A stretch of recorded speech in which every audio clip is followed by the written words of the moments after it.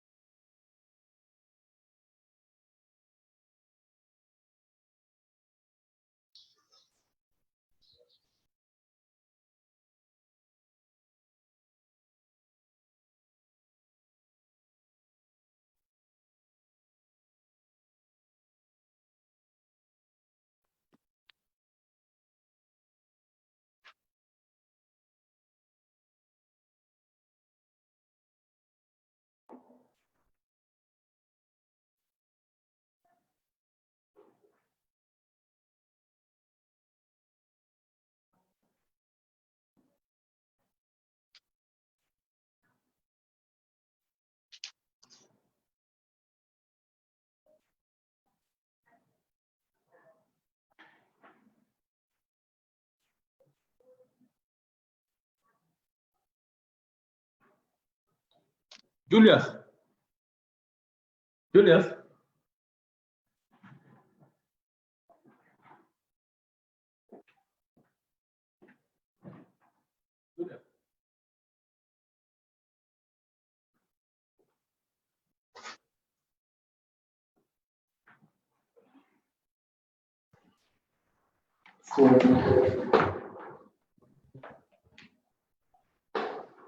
Well, let me ensure I am muted. Just a minute. Yes, thank you.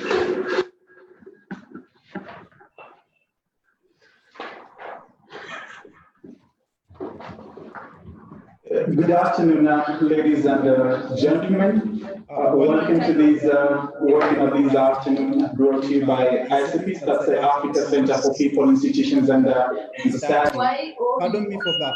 Let me probably figure out where there's an echo. All right, sorry about that. Again, good afternoon and to you all joining us this particular afternoon for this webinar that has been brought to you by Acepis, that's the Africa Center for People, Institutions, and Society. My name is Kevin Randieka. It's going to be an absolute pleasure to actually host this webinar on this particular afternoon. And our apologies, and my apologies too.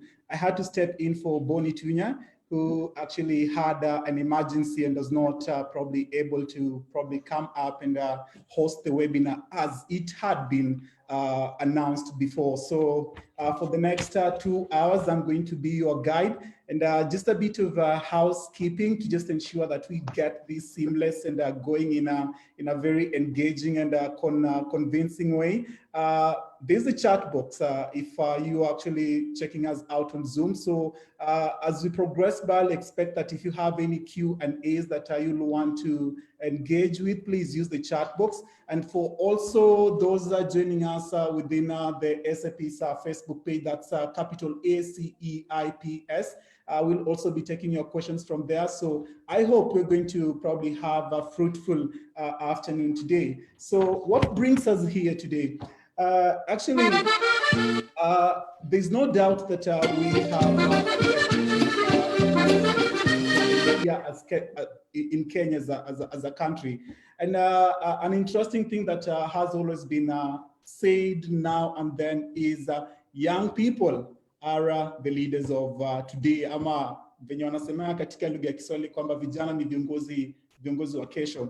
But then again, something that I need to put into context is with the emerging public debt that we have as a country right now, which stands at about 6.2 trillion Kenya shillings, that is. And probably also to beat around some economics and data statistics is the debt to GDP ratio stands at about 59.5. Probably I'll be put that into context by our this afternoon. So the question we tend to ask ourselves is, if we have an emerging debt at about 6.2 trillion right now, and the population of the country, the youth demographic of the country, Kenya, stands at about the entire population. So what does this mean to the youth demographics, in that what role do they have to play in ensuring that 10 years, 15 years from today, that they'll be able to pay this particular debt? Because actually, again, remember, is that in as much as the money has been borrowed, it's not going to be paid tomorrow. It's not going to be paid 2 years from today.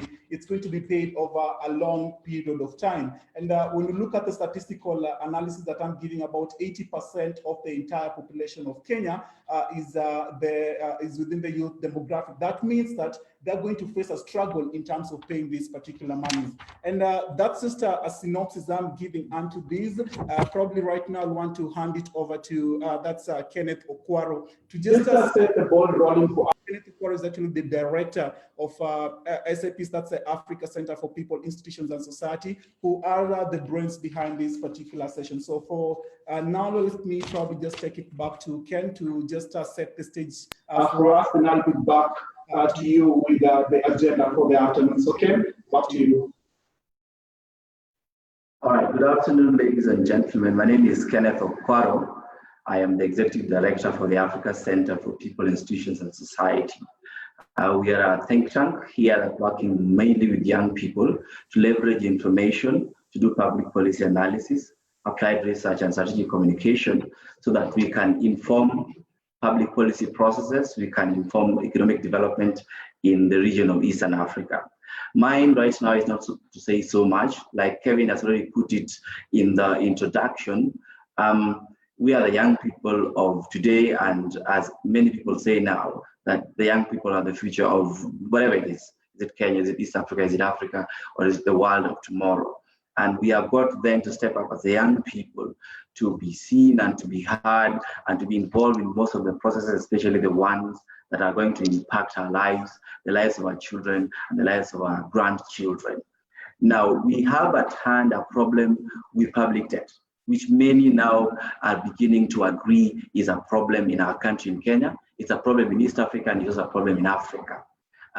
It's a problem that is already impacting how much resources government is putting into investing in public goods and services. It is a problem that is impacting how much resources are going to county governments in Kenya. It's a problem that is impacting how much taxes we are paying, and therefore it's impacting every piece of life of young people and everyone else who lives in our country. So that's why we thought it right to kickstart a process where young people can get involved and share their ideas, because most of the time from our research and from our knowledge, we find that most of these public policy processes are very closed and young people are excluded. So we have lined up a very rich panel involving people who are influential, young people heading different organizations, who are researchers, who are producing analysis and pieces of work that can inform this conversation. And mine right now is just to hand you back to Mr. Kevin, who is very capable of handling this conversation moving forward. I wish you very good deliberations moving forward, and I hope at the end of this we are going to get out with a communique of some key issues that we can take up as young people and leaders of young people and organizations of young people that we can use to tackle this issue and to move forward. So thank you very much, Kevin. Thank you very much, Kevin Pokwara, for your remarks. My name, again, just to get this rolling, my name is Kevin Rangiek. I'm actually a founder of Brand K Integrated Marketing and Communications Limited. I have been within the communications entrepreneurship space. I'm turning 4 years today. Before that, actually, I did my 4 years as a media practitioner at Nation Media Group. And as I had mentioned earlier, this particular webinar was to be hosted by Boni Tunya, but unfortunately, he got an emergency at the course of the day, and I was called upon to step in. Now, what do we have for this particular webinar this particular afternoon? We're going to have 4 plenaries. 1, 2, 3, 4. Actually 4 plenaries to engage in. And the first plenary is going to be themed on Kenya debt sustainability scenario and the implications it has on young people. Then after that, we're going to have the second thematic area, which is going to be involve the element of interrogating youth involvement in public finance, and probably that particular discussion is going to be around public debt issues. And then the third plenary is going to be around proposals, or rather emerging areas to which young people can be inserted on, so that they can play a role when it comes to public finance and actually policy making process. And last, for the next 2 hours, 1 hour, 30 minutes that we're going to engage in, is going to be a session that's probably going to be a bit media friendly, and it's going to probably look at what collaborative actions and solutions can CSOs and other change agents probably when it comes to the issue of public debt and sustainability. So to start me off, is the topic of Kenya debt sustainability scenario and the implications it has to young people. And joining us actually in this webinar this afternoon is going to be Kwame Owino, who is the Chief Executive Officer of the Institute of Economic Affairs. And Kwame has actually led various research and policy dialogue on economic regulations and competition policy. So Kwame, if you can hear me from where you are, hello, how are you doing? And good afternoon, Kwame. Good afternoon, Kevin. How are you doing? I'm very well, thank you. Probably I can't really get you well on your audio. Can you hear me now? Yes, I can actually hear you. Kwame, probably if you may just take us up on this. Our current debt as a country, both internal and external, that's internal borrowing and external borrowing, stands at about 6.2 trillion Kenya shillings, right? And if I may just go ahead to engage you, what does this mean for the development of the country, and what does it mean for investments in youth and public goods in as much as in services, and where does young people come into these? Probably your insights and your comments on the same. Okay, thank you. Okay, first, the debt to GDP ratio is one way of measuring. I mean, just scaling what debt is, but it's not a very perfect measure on its own, because you have to know that, well, you might have a high debt to GDP ratio, but it depends on the duration that you have to pay for it. So one of the things about Kenya's debt one of the reasons why we are talking about the position of debt distress in Kenya today is not only that Kenya's debt to GDP ratio has grown from about 44% 6 years ago to about, actually it's above 60 already this year, so it's closer to 65 or thereabouts. Today, the problem is not that the debt has grown, though that's one issue. It's grown very fast, but the problem is actually the tenure of debt, which means the period in which you have to pay for the debt has shrunk from about 29 years to 17, while the debt has grown nearly doubled in nominal terms. So that means there's pressure. And I'll say that 5 years ago, in the public budgets, every year government spent about 190 billion paying back both debt and, both the redeeming the principal plus the interest on debt. This year, as you all know, is 904 billion shillings. And yet, Kenya's budget has not expanded by 5 times in that. So obviously, it tells you the first issue is that when there's a big debt overhang, one of the first things that happens is that government has less flexible money to spend on the public services that the youth need. So that's the first thing. And Kenyans need in general. So what you have is an expansion, or rather, as debt goes about, government has less flexibility to spend. That's one issue. So the first thing that happens is that the volume of public services that are available when debt overwhelms public spending tells you that there'll be less public services available as would be if that debt did not, or that debt did not exist. So that's one. There's also some literature that shows that when a country's debt passes around the 60% range, it's debated, but many people say many people think it's sensible. Growth rates are actually constrained.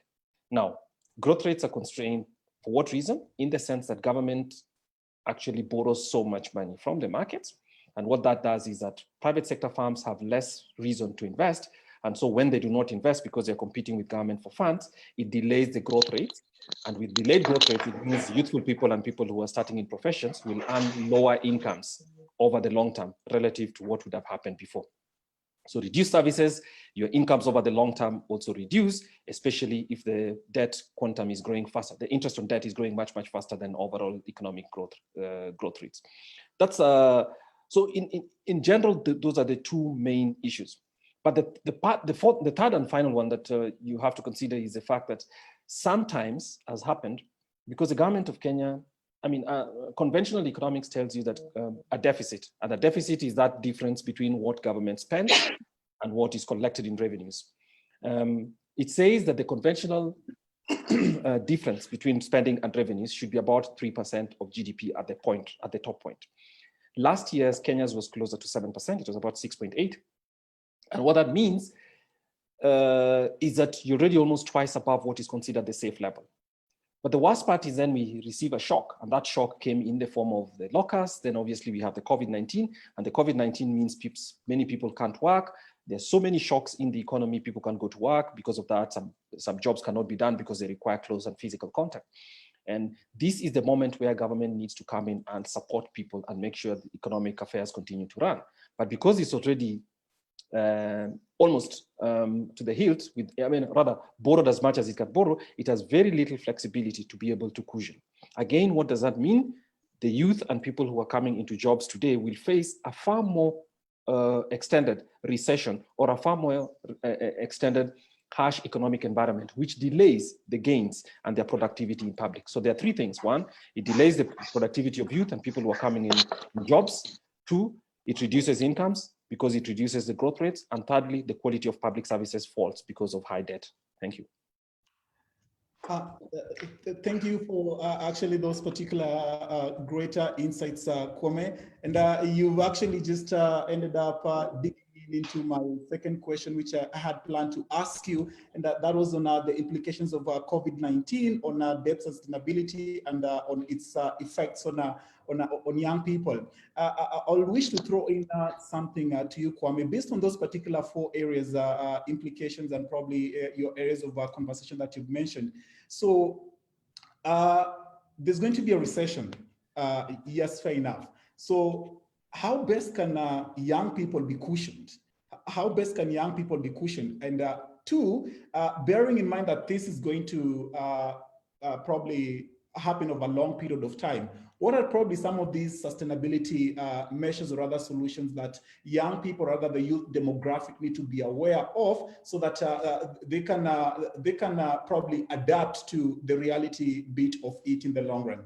I don't know if probably a few pointers on that, please. Thank you. Yes. I'll mention the first, which is that, you see, as I stated, the purpose of government specifically is that when a shock like this comes in, government plays a bigger role to sustain the economy than in other areas, than other times. What happened instead is that we had a government that was already spending so much money and living off deficits for 6 years consecutively, so that when the shock came as has come, it has very little scope for protecting the public. The public generally and workers in general. Now, the perfect thing that could have happened is that basically in the form of an economic stimulus, what government should have done was to provide two forms of stimulus. So there's safety support in the form of social protection that government could provide. And how does this happen? Of course, this could happen from what already is happening. We have government social protection funds which go to families. It ought to have been expanded substantially. In our view at the Institute of Economic Affairs, it was possible to have modest but very well targeted social support going directly to the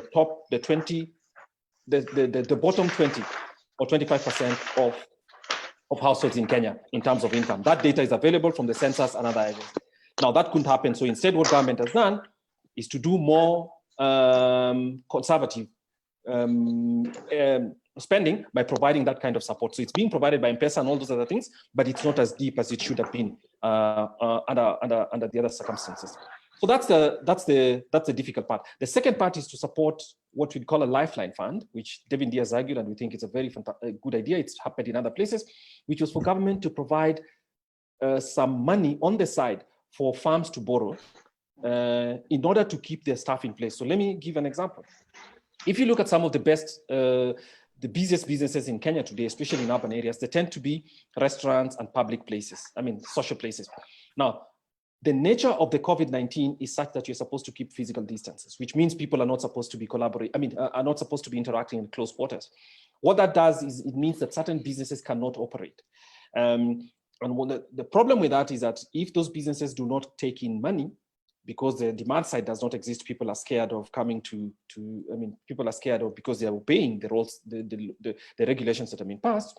The supply side is available, but at the same time, it cannot work because either workers can't come in. So the convergence of those factors means that the best way is for government to provide a lifeline fund, which is to tell businesses, fine, we understand that we have to flatten the curve, as we are calling it. Keep your workers at home or keep a minimum of those workers. And what you need to do is, here is some money to borrow on very easy terms to keep your workers sustained until this moment passes. But again, we have one, it came too late. And at the same time, it's very, very limited so that it cannot help many farms. The problem, what would that mean is, young people tend to have the lowest incomes in some enterprises. And at the same time, they tend to be the ones with the lowest experience. So what will happen is that the way farms do this is to let people go home or freeze salaries And when you freeze salaries, it disproportionately affects young people. So in those two things, we missed it. The only hope we have is that if a vaccine comes or some kind of controls available for treatment, so that COVID-19 is not a very big thing, and especially because young people are not as vulnerable in comparative terms to the elderly people, it's possible to release young people to come to work much, much earlier. And if the economy rebounds, obviously, it'll be much, much the better. But obviously, it'll be coming back at a lower rate of growth than what should have happened at the beginning of the year.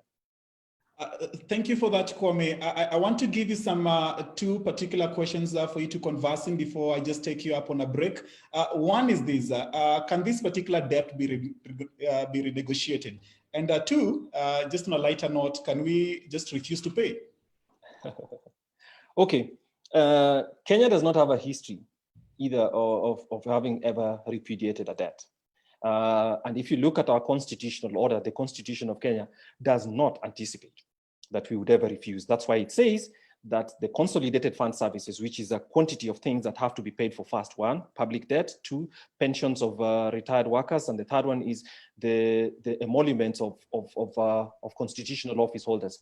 It tells you that our constitutional order does not anticipate that a government would lawfully repudiate a debt. So let's forget about that, unless we have a government that does not obey the Constitution, in which case it's an illegal thing. So it's not going to happen. However popular it might be, I think there's a constitutional barrier there. The second point is, can debt be renegotiated? My view is that that is the only option we have, to renegotiate the debt by expanding its terms so that you have a longer period to pay. It buys you a little more space, and that space that you have can then be used to feed public services, make sure that you can support as many people as possible, so that over time, as the economy recovers, you do not have too much suffering taking place and government continues to provide the quality of public services that we expect. Thank you for those great insights, Kwame. I will request you to stand by a bit so that I can give you a breather for me to engage on a few things still on the webinar. Then I'll come back to you in a few. All right? Okay. Is that okay? Thank you. Thank you. Thank you for that.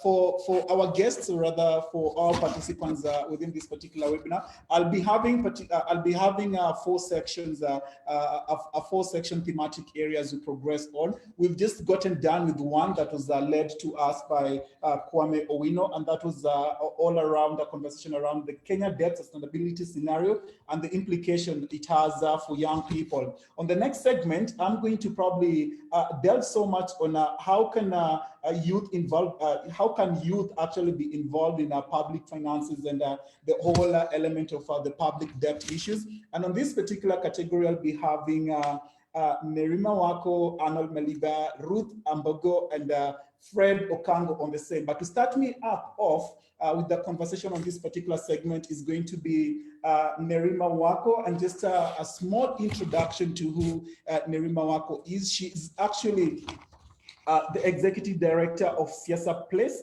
and she's also the founder of Visionaries Aloud, an organization that creates African docu-series, especially focusing on social and political issues that are tailored to the youth to enhance civic education and participation. That's Madam Nerima Wako for you. Nerima, good afternoon, if you can hear me.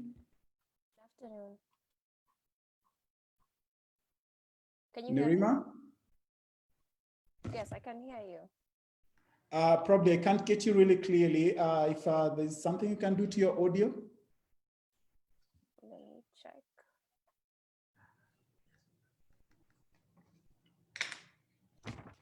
Can you hear me now? Yes, I can very, very much. Well, thank you, Nerima, very, very much for joining us this afternoon. To probably just set the ball rolling on this particular thematic area, let me probably ask you from your experience and your day-to-day in approach, are youth actually interested in conversations around debt sustainability in Kenya? Do you really think or rather believe that the young demographic are actually interested in the conversation around debt? Thank you for that question, and it's a pleasure to be here. What I can say is based on some of the work that we've done. Interest is a particularly strong word, and I say that because there's a lack of understanding and limited information. So let me give an example. When it comes to even the aspect of public participation, because when we're talking about public finance management, we're talking about the counties, how they use their budgets. do young people involve themselves in those processes? Number one is to say that young people have minimal participation. And it's not necessarily because they've been welcomed to these platforms. It's also because of how they are advertised. It's also because we are not really taught how to participate. It's also because they are normally held during periods people rather hustle, are working, they announced short notice. So there are a lot of challenges there. So when we're talking about participation there already being minimal, now we go to the next level of barriers, which is understanding what that money translates to. So a lot of times when we talk about public finance or debt and things like that, it's normally very large figures. We're talking billions upon millions. And even breaking that down for a young person who's maybe 18 years old to be able to understand that, the most that they come across, even if they do come across, might be a 1,000 shilling note in a month or even less. So how are you breaking down millions to that person to be able to understand this is the magnitude of amount of money that we're talking about? This is what it can get. This is what it should get. Are they overspending? Are they underspending? And things like that. So that's where we also see a bit of a challenge in terms of translating those monies to be relatable to young people. But also, again, it's the aspect of limited information. It's not like this is information that is talked about by your family at a dinner table. It's not something that you talk about with your friends. It's not something that you see in your circles. It's not, unless you have the ambition or passion to research and look forward to finding this information, which again, we're speaking about another class of youth. So in the aspect of majority youth, that information is not readily accessible or available. Even if you want to say that it's online, we're back to the debate of whether the internet is accessible to many young people in this country. And budget, the language, even for myself, I find it challenging. It's a lot of jargon, difficult English, understanding even economics. It's another level of conversation, and a lot of times it's done in English, and so it's not necessarily done in a method that young people, I can say, can relate to, discuss upon, and that's also another challenge. How do you make this information it's able to be relatable to young people, where they're also able to give their views on it without necessarily feeling that they're dumb or it's too elitist for their conversation? So that's in summary when you ask about interest. I think it's very difficult to talk about that, but I do believe that young people who are normally exposed to these spaces do find interest in some form or fashion, especially when it's related to these are actually my resources to reach me, my services. Once they understand that this can actually solve my issues, which are just outside around me, then they gather that interest, and then being able to partner and collaborate with perhaps other youth organizations or individuals who can now stand in, because we're always writing letters for young people or breaking down information for them just so that they're able to understand. I think that aspect has to be necessary for youth to be interested in such a debate. Interesting insights right there. Probably let me ask you an interesting one. We've seen the Inspector General engaging with citizens on Twitter. So will that particular approach when it comes to awareness creation and engagement from a depth perspective, will that really make sense? I don't know. From your civic work and stuff. I don't know. I mean, it's halfway. It's halfway, Kevin, because I always say, like, Twitter is great, social media is great, but still we need offline sort of action. It has to be followed with something. Like, we might be really good at venting online, but that's it. Like, unless there's another particular team working on something else that involves paperwork, documentation, follow-up, relationships, including with government, then there's absolutely no way it's going to go anywhere. So I support Twitter engagements. I support social media. Even right now, county governments are trying to do public participation online. And it sucks. It sucks because someone who's in that space, like myself, the timelines are a lot shorter. We're getting 1 week to be able to give recommendations on bills. Sometimes you're not even sure if they've received your email. You're not sure how they shared that information. It's scattered all over the place. At the moment, I can tell you only 15 counties have put it up on their websites. It's supposed to be all counties. We have 47. So there are counties that are struggling with even updating their websites when it comes to communicating what they're doing with their particular budgets. Oh, wow. Interesting, Merima. Let me put you on hold a bit and bring in Arnold. Arnold Maliba, good afternoon, Arnold. If you're in. Arnold? It seems probably I'm not getting Arnold on call. Probably I'll plug him in later. Ruth, I can see Ruth pretty much very well. That's Ruth Mbogo. And just a brief introduction to who Ruth Mbogo is.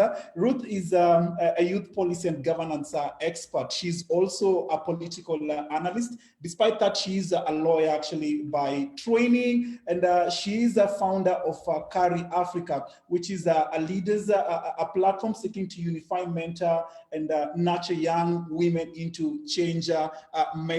That's just a brief introduction to Ruth Mbogo. Ruth, good afternoon to you and thank you for joining us. I want to bring you up into this particular conversation. Probably you've heard Merima's insights and sentiments around the challenge when it comes to the economic jargons and all.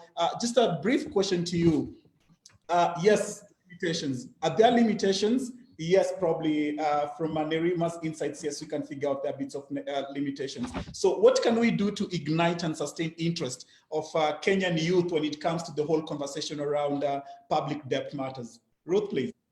Well, I don't know if you've been here, or thank you first of all for inviting me to this. And I don't know if you've heard of the common phrase that nothing for us without us. I think that is what is underlying, that's the biggest issue that leads young people to either participate in something or fail to participate in it. Whereby we are saying that, yes, as much as you'd want the youth to participate in conversations around public debt and sustainability and financial management systems in Kenya, and anything around debt and financing of debt in the country, the youth are asking themselves that, yes, much as you'd want us to participate in these conversations, budgeting and anything around public finance management, the question becomes that we are participating from what point of view? Do we even have a stake in it? Do we have a stake in the budget? I think that's what has been of great concern to the young people, that if you want us to participate in these conversations, what is at the table that belongs to the youth in these particular conversations that would get us interested? Imagine calling me to a conversation where you want me to discuss something that my agenda does not feature anywhere at all. So I think what has been discouraging the youth from engaging has been the long-standing removal of the youth from the entire discussion, and generally just coming up with government purporting to come up with solutions that do not involve the youth input. I'll give an example of a solution that was purportedly basically a solution that is supposedly supposed to benefit the young people that did not involve the opinion of the youth. That is, I'm talking about, for example, Kazi kwa Vijana, Kazi Mtaani, the recent project that was launched for Kazi Mtaani initiative. The one where I think over 10 billion shillings had been allocated towards cleaning of streets and renovation of bridges and basically just maintenance of town centers and Vijiji areas. And that is one discussion that I felt the youth were excluded, in the sense that, yes, it was supposed to resolve unemployment amongst the youth in informal settlement areas. But at what point were the youth involved to have a discussion as to whether, first and foremost, they even think that this is a program that is suitable for the young people who are unemployed, whether it was a program that would have been sufficient to resolve unemployment and underemployment. So that exclusion of the youth, where you come up with solutions that are supposed to benefit the youth without including the youth, is what discourages the young people from engaging in the first place. I noticed when the budget was read, my organization actually took it upon ourselves to come and to try and analyze some of the benefits that had been included for the young people in the budget this time round. And I noticed with keen interest that for the first time, government had tried to actually include the agenda of the young people. But previously in the past, that failure to include the agenda of the young people effectively, the failure to have the budget capturing the agenda of the young people effectively, or conclusively or wholesomely is what would keep the young people away from these particular discussions. So I think moving forward, what government should do is try and incorporate more of the interests of the young people, try and find out what are the young people most concerned about. Right now, if you ask any young person, let's say, for example, a young person above 18, this is a young person who's left high school and is thinking about joining university or higher learning, basically going to a college or seeking tertiary education. One of the biggest concerns for them right now is how can they afford education? So I think more to involve the youth more will require government sitting down and asking themselves, what is of concern to the youth? Is it that they would want more funding towards sports? Is it that they would want more funding towards education so that education becomes much more affordable? Is it that they are concerned about security? So that, when you have our interests at the table, then it's easier to get us into a conversation. So for me, in terms of advising as to how we can involve more young people is, number one, have our agenda at the table. Let these discussions incorporate what is concerning the youth. Unemployment, underemployment. Like right now, I've been mentioning over and over again, ever since the budget was read, that of great concern right now to the young people is less of unemployment, and especially for those young people who've just graduated, it is less of unemployment and more of underemployment, whereby you're getting the youth who find themselves in sectors where they have qualified, they've either qualified as engineers and they are now working in government offices as messengers, or they are, yes, working as engineers, but earning very little pay. So right now, the questions moving forward that the government should think about is unemployment, underemployment, most importantly, but then again, in future budget making processes, in future public finance discussions, let us have more of the interests of the youth. The other proposition would be that have these sessions where the youth are found.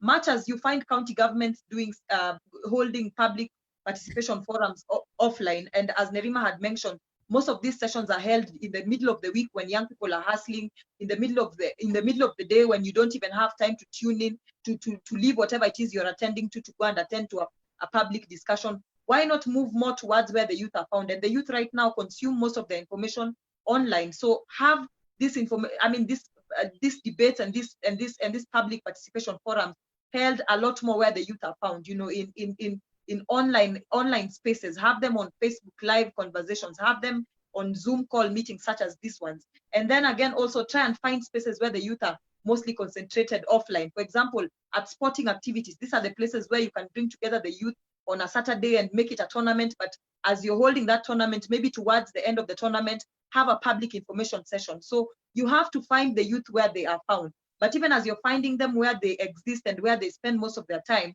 make sure that as you are involving us in these conversations, our interests are also at the table, so that we are not coming to discuss, for example, we are not coming to discuss how we are going to pay government, how much money is going to be allocated to the payment of government officials, and yet the youth are grappling with unemployment and underemployment. So issues that affect the youth should take most center stage. I was happy with this budget that was read in the previous budget, the budget reading session that just passed. I was happy to see a lot more interest in trying to resolve issues affecting the young people. But moving forward, let us have more of those issues taking center stage. All right, thank you very much, Ruth, for that. Probably before I bring in Fred, I'll want to plug in into Kwame. Kwame, are you there? Yes, I'm here.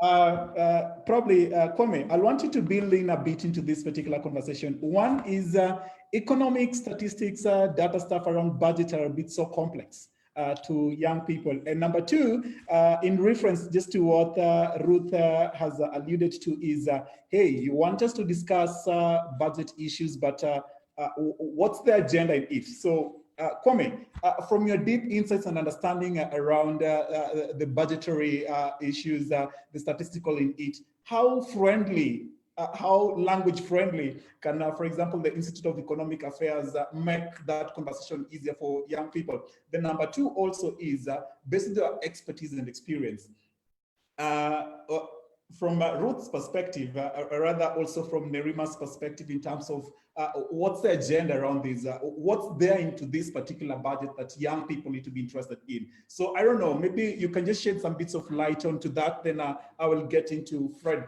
Okango after this. Okay, thanks for the two ladies who made fantastic presentations, and I think it gives me, as somebody who works in public budgets, it gives me some ideas about some of the things we need to do better. But let's just start with the first, which is that, look, the Institute of Economic Affairs has held what we call the pre-budget and post-budget forums every year since 1999. So this was the year we held the 22nd one. And it's usually a public meeting. And part of that is to actually demystify budgets.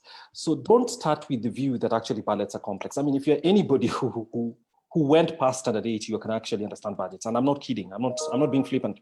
I mean it. You can understand public budgets if you're actually up there.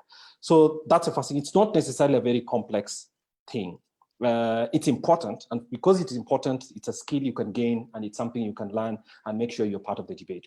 So I think sometimes as youth, and I'm not youth myself, I mean, I think as youth, some of the things that you do, we actually disempower ourselves by starting with these things that this thing is complex. Really not. If you can balance your pocketbook, I mean, your accounts at the end of the month, you know how numbers fit together and what is expenditure and what is your income. You can't do that with budgets. I'm certain. I mean, I'm clear. I'm not kidding about that. So that's first. The second thing is that the IEA has, for those who are interested, we have a budget guide, which tells you how to not only understand budgets, but also to analyze budgets. It's available for free on our website, and maybe I'll send a link later so that all of us can do. And we like to send it out. And the way we did it was, we actually tested it on high school children and asked them, do you understand this? And we did not choose students who study business or e-commerce, just basically a high school child from 3 and from 4, and we're asking them, do you understand this? And what does it mean? So they explain it back to us, and then we use that to correct. Our writing at the IEA is supposed to be understandable to anybody who has completed high school. And that's millions of Kenyans. So my view is that you shouldn't consider yourself disempowered. The final point is that, look, the government of Kenya this year is going to spend 3.2 trillion shillings, which is equivalent to 7.5 billion per day. Now, if you're a taxpayer, whether youth or not, you should want to have a say about where that money goes to or how it's spent. Because a government that's spending 7 billion, 8 billion per day is spending a ton of money. Some of it is debt that you're going to have to pay for. Some of it is basically your taxes. So that in itself is. So the moment you first come in and understand, then you start to say, okay, so why are we spending, why are we providing 200 million shillings for people to buy flowers in a public office, right? And yet we have schools where kids, right? Probably youth, of course, even in secondary schools, have 1 beaker for a class of 4. So the reason you must get in here is so that you can question the prioritization. Government has good tendency to say, but we are spending money on that. But my view is the youth should come in with a voice that says, we want to be part of the discussion on prioritization. Prioritization. So you can ask, if we even do not raise any taxes, why should we have one office buy flowers worth 200 million? Which means the whole ministry is buying flowers worth almost 1 million shillings per working day. Is that fair when we have other kids in schools where you have kids, and we've been tracking with COVID, there are schools that have 3,000 students, believe it, and 5 water places. 5 water places for kids to wash their hands. So if they're to wash their hands, it will take 3 hours, 20 minutes before the whole school has washed their hands, which is half of the school day. So obviously, you must come in with the idea of prioritization, and don't be scared by somebody telling you big things. Just say, look, you have a responsibility to tell me why we are spending, say, for instance, 200 billion shillings paying teachers over a whole year, which is 1 billion per day. But some schools have no teachers, and some schools have teachers that are all sitting in the board. Because the way to do things is not necessarily to add more money, because that money means more youth will pay taxes. The way you must come in as youth is to disrupt the manner of spending, because that's, like youth language, disruption. So you disrupt the manner of spending so that you can say, don't spend here, we want you to spend here. And that actually delivers public welfare for everybody else. So remember, the first is to determine priorities, and the secondly is to disrupt the spending so that you can push them towards what you prefer. Thank you. Thank you very much, Kwame, for that. Nerima, disruption, to get into it, probably let's spare time and maybe understand the numbers. Does it make sense to you, Nerima? Nerima is shaking her head. All right, I'll give probably Nerima a chance to probably reply to that later on. Let me try and get into more of the conversation. And right now I want to bring in Fred Okango. Fred is actually the Secretary General at the Third Way Alliance Kenya. He's a communication professional with vast knowledge that's within the digital media space, and he actually practices the multimedia approach type of communication. Further to that is he's also has got that strong understanding around political systems and governance in Kenya. Fred, hi, good afternoon to you. Good afternoon, how are you? Fine, thank you, Fred. Thank you for actually sparing time and joining us. Thank you, most appreciated. Asante. So, Fred, probably you've listened to what that's name and Ruth has alluded to, and also probably some bits of insights from Kwame. Maybe Yes, sure. How best can youth be involved into this? And two, bearing in mind you're within the political space, could there be a way in which the youth voice can actually be amplified to ensure really they're part of the process, they're part of the discussion, and they're actually aware what debt sustainability is all about? Thank you so much, and I appreciate what you guys are doing, and the speakers who have spoken before. They have a lot of knowledge about this, and I'm learning every day. But I want to say that the youth are marginalized groups. And the reason why the Constitution of Kenya 2010 categorized the youth under Article 100 as some of the marginalized is because of the historic events that have happened to young people before. And therefore, it is the responsibility of the government to ensure that they promote the issues of the marginalized, and specifically in this case, the youth. And if you want to talk about this in relation to budgets, and basically or generally public finance management, then it is important to involve this category of the people who actually today make a greater, over 75% of the population. If you look at the recent population census report, the young people are the majority. Now, the question is, how do we, or how is the government going to ensure that even with public participation, which is not only a constitutional requirement, but as a value that ensure that in terms of governance, everyone is on board. And that percentage that is greater in the stakeholders that are going to involve are the youth. Now, what we have been lacking for a very long time is how are the youths getting informed in terms of public finance? How are the youth getting consulted in terms of public finance? How are the youth getting collaborate? How are they collaborating with the state actors and duty bearers in terms of finance? And how are they getting empowered? And when I talk about empowerment, basically, how do you put the powers of decision making in their hand? Because informing them, collaborating, involving, and you don't empower them to make decisions will be challenging. In the matters that concern public finance, it is a requirement that that process must be open and accountable, and those funds must be used in a prudent manner. We know that. However, if you look at what has been happening in the country for a very long time, the reason why even we say that the young people are losing interest, and I agree with Kwame when he says that it is so easy for any young person who has undergone through basic education to understand matters finance, because there are issues with the budgeting. We are putting 3 billion here, we are putting 20 billion here. The question we should be asking is, where is our share in terms of job creation, in terms of creating wealth as young people in that budgetary allocation? Number one, the government must now ensure that the information is readily available and in a friendly manner. We have seen people go for public participation, but the information that is availed is not readily available. And again, it is not friendly. The youth in my village where I come from, Homa Bay County, Kasipul Kabondo, might not be the same as the youths in Nairobi where I stay today, because their level of engagement with the national matters is different in terms of how they consume that information and where they get it. A lot of the urban youth play on their spaces are on online, but some in the villages, you will miss that gap, that group as a government, if you are not going to go to them or not to provide information or facilities that can enable them to access the same information. Number two, the government, and when I talk about the government, both the national government and the county government, because debt starts from budgeting, must demonstrate in their budgets that they have catered for the needs of the young people. Here, their needs are job creation.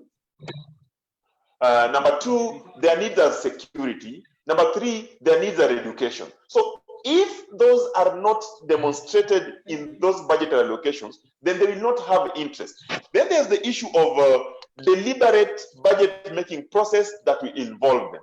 Just like I said in providing, empowering them in decision making, if you don't make it deliberate for the young people to be involved in making these budgets from the start, because a debt is not a debt till it is incurred.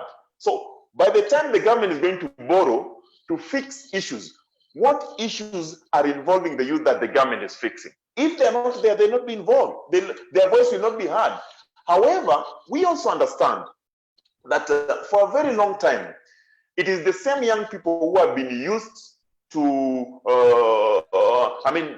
as channels to deliver certain aspects of information. So why is it difficult for the county government to use the young people to go all the way to the sub-county and to the ward levels to ensure that that information is taken to the right people among their peers so that they own the information? Number two, in the urban center, why is it that, for example, Nairobi, the national government is not able to use the youth to deliver the same information? So it is all about informing, involving, collaborating, and empowering.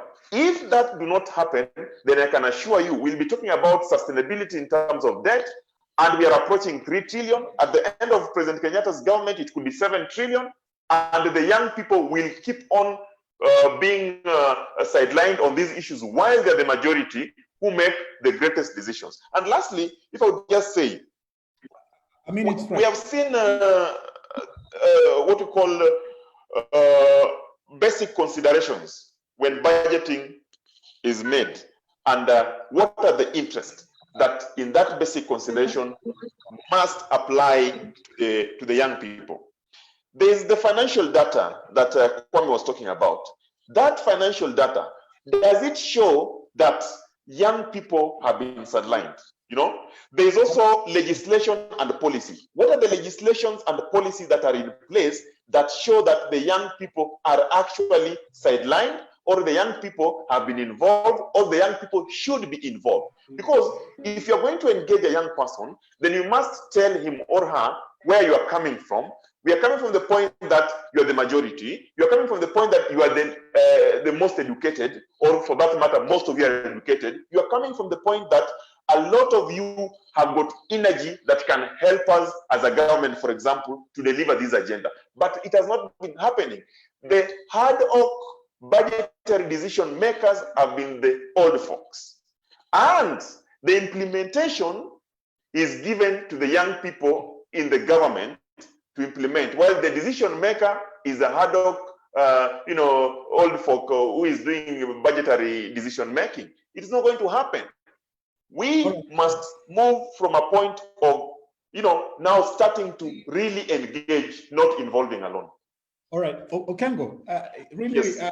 I've really just admired your passion and really the continuity that you've actually disseminated right there. Pretty much well. I want to ask you out on something. You mentioned something interesting, which is actually something I wanted to even ask you.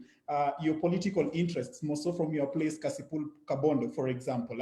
And there's something that you've talked about in terms of legislations and policies that will really plug in young people when it comes to the budget process.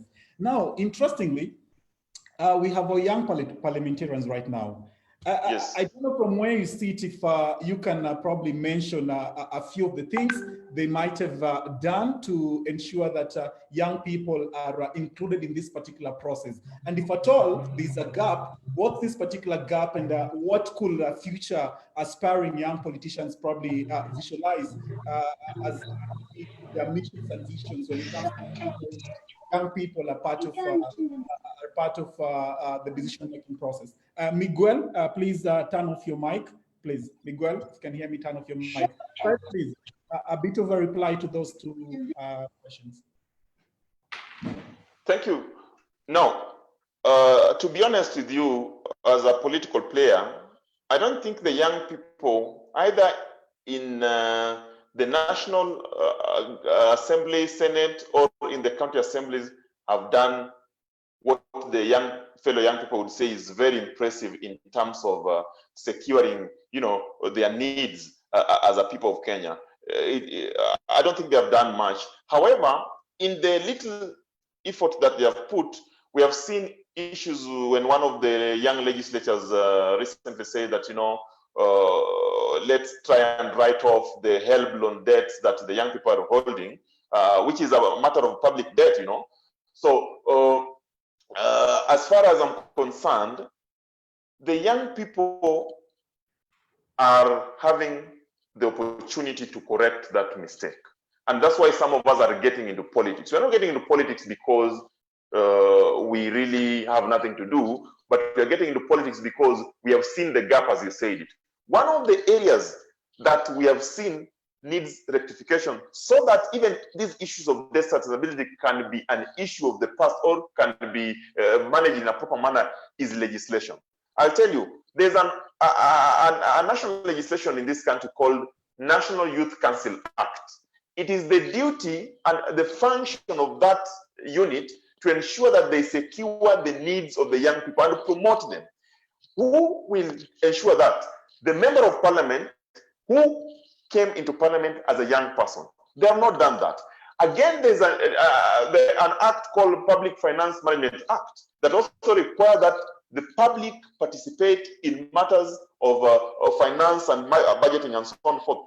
If it is true that the young people are the majority, the young members of parliament, the young members of the Senate, the young members of the county assembly, what have they done? Because it is the duty of those committees they sit in to ensure that they facilitate public participation in any matter. We are talking about debt sustainability here. We are talking about budgeting. If that is true, then they ought to have gone where they came from to their peers and tell them, look, ladies and gentlemen, we do have a budget estimate of 2.7 trillion. What are your views in regards to this budget? What do you think should be included that is going to benefit the young people of this country? They have not done that. So to me, they have failed totally. And now, the way forward, as you asked, I think, other than identifying the right people that will talk about these issues of debt from legislation level, from policy level, from the executive level, there's also an urgent need to ensure that these right people are equipped with the right information. The National Treasury, the Auditor, the Office of the Control of Budget, the Office of the Auditor General, they reveal and produce this information. Experts like Kwame, they have got information that the young people can use to ensure that they even educate their fellow, their peers in the villages, their peers in towns. That has not happened. That is what is called the epitome of leadership. Leadership requires that you go in front and educate, inform, involve, and engage. And most importantly, empower. And give those people that have informed, engaged, and empowered the decision-making power to ensure that at their own platform, they can do the same just like you. We have not seen that. So for me, I would say that as we talk about the debt sustainability, it is true, the more years come, the more we borrow as a country. Today, our GDP, compared to other countries that are, also developing like us, has surpassed the threshold required by IMF. That means we are distressed as a country in terms of debt. So, are we borrowing to fix the issues that the young people want, or are we borrowing to steal? The issue has been we are borrowing to steal. And if you're borrowing to steal, the old folks, who I refer to as ad hoc budgetary decision makers, will go before us. We are going to remain with a country that is underemployed, a country that has got a lot of debt, and the young people we are going to pay. So we must speak now. The only way we can speak about this thing, if we get into the thick of things as politicians and correct those issues from the legislation point, from policy making point, and from the implementation point. And that's why I strongly believe that the young leaders who are there today have failed us. They have been elected at the right time when this country is suffering from so many things, and they have not spoken from the floor of the house to correct these issues. What they have done, they have waited for a time when they are going back to election to start telling us that, you know, we came on a platform of young people and here is the debt now, that is their debt. They contributed to this debt because when they pass budget, they contribute. When they raise the ceiling of borrowing from 6 trillion to 9 trillion, they are making a mistake. You know, all right. That's what we're talking about. All right, Fred, thank you for that. Nerima, Ruth, if you can hear me, I'll just want to bring you in for like 2 minutes each for a conversation here. Nerima, can you hear me? Kwame, I got a question for you. Kwame Wino? Kwame? Kwame, still there? Yes, I am here. All right, a question here for you before we progress. Do you see a possibility where Kenya is forced to cede control of its strategic national assets to foreign creditors? That's probably a question to you from one of the participants.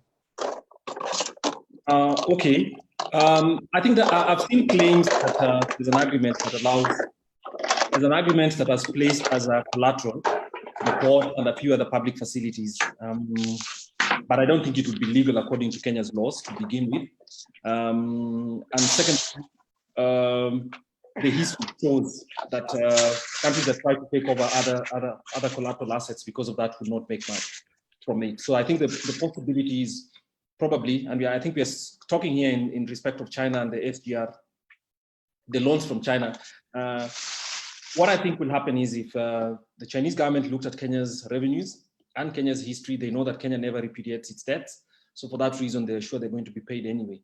The social costs will be borne by us as taxpayers and people who have to bear with the lower tax, so with a lower quality and quantity of public services. But I don't think they're scared about it. The contract was drawn badly. I think they're just trying to cover their bases. But on the whole, if you take an asset like they took in other parts of, I think in other countries and they were not able to liquidate it, the easiest form to actually get money and repay yourself is to make sure that the public revenues continue to come. And as soon as, for as long as those come, there's no reason for any country to, for any debtor of Kenya to fear that the debt might not be paid. Yeah. All right, that's really some interesting insights when it comes to really information that goes out to the public. Thank you for that particular response. A question here to Nerima. Is there any body or organization that champion the youth agenda to accessibility discussion around public debt? Nerima, that's a question to you from one of the participants. There's mainly on also social accountability, but Kwame has just also mentioned his organization, and he says that he also worked with high school students, but there's TISA, there's also ourselves, I think also Siasa Place, Youth Agenda, there are a number. All right, and just also because Nerima, you also sit so much within the advocacy space of young people. Just in response to Fred Okango's response in terms of our current legislatures, that's our young parliamentarians, rather our young legislatures not really stepping up and filling into the gap of just ensuring that young people's issues are really rather mobilized. I don't know if you have a response onto that, any reply onto that particular status, please. I agree they can do better, but I think if we go to the details of how they are behaving that way, party politics, the political context of Kenya, I think we are going to now derail from the particular conversation we're having, because it's also difficult for you to come with youth issues when the party allowed you to enter with their issues. Okay, all right. So that also brings in a whole other conversation around party politics. Thank you for that particular response. Mr. Okango, a question to you here is how has Third Way Alliance institutionalized a way of mentoring young members in their midst? In that, I think this is someone who's trying to find out are there structures that you people as a party are setting up into just ensuring that mentorship around young people is actually made possible? Yes, actually we do have what is called Tech Academy. Tech means Third Way Alliance Kenya Academy, where young people register voluntarily and get engaged with the party leadership in matters governance. Remember, our party is one of those that was formed on the pillar that we are taking youth and women into government. So political parties are formed basically to take power. And if you're going to bring young people and women into your space, then you must take them to power where they're going to be decision makers and where they're going to formulate policy and where they're going to take, they're going to be on the table as decision makers, not as menu. Number two, remember that in all these spaces, what defines leadership? What defines leadership is how the leadership group in that space react to certain things. We have spoken before and we have told the government of where they have gone wrong. We have also spoken and told them what they are doing. I mean, praise them when they're doing the right thing. Today, as we speak, the space that we would want the young people to take, and people have talked about politics being a bad game. It is politics that has brought us to debt. It is politics that has brought us to this space that now we are saying, how do we correct the issues? Whether it is through constitutional amendment, whether it is through discussion, whether it is through debate, it is all politics. But you can only get organized through a political party. If you go to a political party that supports suppression of young people, then that's not a political party. And that's why for us, if I'm to ask the person who asked that question to answer him, is we have spaces. When you go to our website, you'll realize that you can actually become a member online. You can actually ask questions and get answered. You can actually write to us if you want something to be petitioned, and you can actually be part of the Tech Academy, Tech Academy, where we engage the people, we bring them on board and tell them how do you want to proceed and work together on any issue that affecting them, affecting the public, the majority, and affecting other stakeholders in the political field. So yes, it is true. We are able and we have invited everyone on board. All right, thank you so much for those insights, Fred. To our participants again, you can actually use the chat box for asking in your Q and A's. And if at all you're struggling with Zoom and you want to leave off, you can also check up on Acepis Facebook page. Actually, also streaming it live there. Acepis, ACEPIS. All right, so we've actually covered up two thematic areas of our focus this particular afternoon. The first one is actually around Kenya debt sustainability scenario and the young people. We were just having a deliberation there around interrogating involvement in public finance spaces, where we had Nerima Wako, Ruth Ambogo, and Fred Okango. In this next particular session, which is themed around proposals for inserting youth into public debt finance policy making and processes. Now, on this particular segment, you're going to have two remarkable humans. One of them is a gent and the other is female. Joy Doreen Mbira, if you can hear me, and Mr. Anthony Kibagendi. Just to introduce Joy Doreen Mbira, I know her as a journalist. Also, she doubles up also as a strategic communicator. If you follow her up on her Instagram pages, I believe you'll see a lot of work that she does around moderation, training aspects. And besides that, also she doubles up as a correspondent for Deutsche Welle, which is actually a German-based media station, where she also works as a correspondent. Joy, if you can hear me, good afternoon to you. Joy?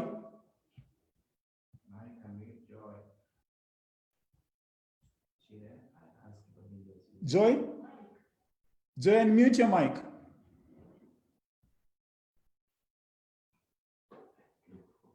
All right, probably as we wait up for Joy, let me go to Mr. Anthony Kibagendi. Mr. Anthony Kibagendi, if you can hear me, are you there? Good afternoon, Anthony. All right, yeah, sure, you can see Mr. Kibagendi is there with us. Just a brief intro into who Mr. Anthony Kibagendi is. Anthony Kibagendi is the Secretary Youth Affairs at the Office of the Deputy President. His work is centered around prioritizing the youth agenda and championing initiatives geared towards youth empowerment. He also actively participates in youth issues and political processes in Kenya. Mr. Kibageni, how are you? Good afternoon, and mute your mic. Your mic is on mute. Sorry, good afternoon, and I'm happy to be here. Quite a very insightful debate. I'm impressed with the quality of speakers that we have today. How I wish we could allow them to speak all afternoon, especially Kwame. He is very informed on what we are discussing. Or rather, all around the economic affairs and all. Probably from the work. Absolutely. From the work you do, Kiba, maybe that could be a platform for engaging and collaboration. Because from Nerina's discussion, from Ruth, as we've listened in before, one of the gaps that is emerging is, hey, we are talking about youth budgetary. It's complex. We can't really talk finance. We can't really talk economics. Mr. Kwame today indicates that, hey, any standard 8 dropout, for example, can really probably plug in and do a budget. So maybe just in relation to the work you do, that could be an area of collaboration to just ensuring that economics issues are taken down to the grassroots. All right, back to probably our conversation for the day. I know also from the position you host, this will be an interesting perspective for you to also give a response on emerging areas. Maybe my first question unto you, Kiba. What role can young people play in formal policy processes around debt, public debt management in Kenya? That's looking at it from a legislature perspective and an executive perspective. Probably a bit of your response and discussions around that. Great. You know, we live in a culture which is filled with volatility, uncertainty, and even insecurity. And not in its literal term, but we are insecure in terms of our jobs, in terms of our savings, in terms of almost everything around us. However, we will realize that a majority of us, we don't play our roles as it should be. I listened to my friend Fred Okango, who has said it is purely alienation. But I tend to feel that sometimes it is lack of interest from young people that brings us to the level we are in. Yes, sometimes the communication channels or the communication levels are not, what can I call it? They're not geared towards every class of young people that we have in this country, probably those in the rural areas, those in the urban areas, and even what I can call the urban poor. But I would suggest that if young people decide to look for information, they'll definitely get the information. And the role of young people involves lobbying and participating in budget-making processes. The first process, of course, is participation in the public forums where, let's say at the county level, where I realized, like in Kisii County, where the governor has organized the public debates on the budgets for the Kisii County, but young people don't turn up, you know, and really there are posters all over the WhatsApp groups and even within the town. Young people don't turn up. And then in the process, we go back and start complaining. And what happens? So the governor will influence the way he wants the budget to appear, yeah? Because no one is there to interrogate. No one is there to give input. No one is there to probably add value to what has been proposed by the county government. And even at the national level, we realize that we are given opportunities, whether you can do it. The members of parliament are representatives of the people. What I realized with some young people, especially from Mount Kenya region, they put themselves together. They summoned their member of parliament. I saw Ndindi Nyoro being summoned by some young people from Murang'a, and they told him, there are some things we want you guys to take serious. And this include 1, 2, and 3. And what happens? Ndindi Nyoro comes to parliament and pushes for this particular either legislation or budgets, yeah? And this demonstrated that there are people who are more, what I can call awakened, wamechanuka zaidi kushinda wengine, in that they can literally summon their member of parliament and take him through what they think should be in the budget or what should be given a priority. We tend to allow the people in authority to decide for us what is important for us. Yet we are the people, sorry, by the way, I keep talking about us, and I graduated just like Kwame. I'm no longer youth, but I speak especially for that particular generation. And we tend to allow those in authority, whether it's at the national government or even at the county government, to come up with policies and budgets that they think suit young people. Yet we can participate by interrogating or giving our views or giving our what we think is a priority for them to input in these particular budgets. And the attractions we have for things that do not necessarily add value to our lives is much more than what the kind of attention we need to give appropriate channels or appropriate options of ensuring we live a better life. You were asking about the role of young people, and I'm saying, first, it is participate in the public forums. 2, use your member of county assembly or the member of National Assembly to take your ideas, to take your considerations into that particular budget. And sometimes you can not necessarily have to use the member of parliament. There are public forums where we actually get to talk about this. The other thing I would like to urge young people through organizations like the one Nerima Wako runs, we can organize public forums. I remember in the past, we used to have the youth agenda used to organize public forums where young people come together and interrogate the budget before it is actually even passed in parliament. Yeah, and these are some of the opportunities that young people can participate in. And even we are now in a digital world, although again, it is a major distraction because some of us last after what I can call an important pursuits using the internet. But if we can critically decide to use the net to engage those in positions of influence, to be able to take our what I can call our priorities into consideration, it will be a wonderful opportunity. But again, again, Fred said, we need as young people to come together and identify our issues, and then ensure if we are pushing young people to get into parliament, they should be able to take into consideration the issues that have been affecting young people that they were unable to air because they did not have proper representatives. And now that they have representatives, now they use these particular representatives to be able to air their views. And hence, the role of young people should be around interrogating the budgets as they are presented, whether it is at the county level or at the national level. On the issue of debt,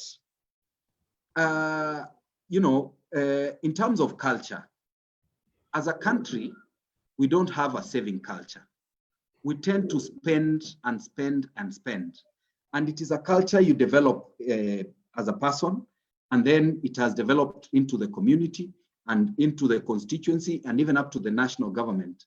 And now what we may probably need to do is improve on the saving, our saving culture. And if we improve on our saving culture, it will have what I can call just like radiation. That will radiate to the rest of Kenyans, yeah? And that way, even the government will reduce on how they borrow and on how they spend. I look at Ethiopia as a country, their savings are at about 24%, while we are at 12%. In the region, we are the worst, yeah? We don't have that culture. And this is a culture we need to start building. Probably when Kwame comes back, he'll be able to take us through how can a saving culture be able to help us deal with the challenges we have of being in debt.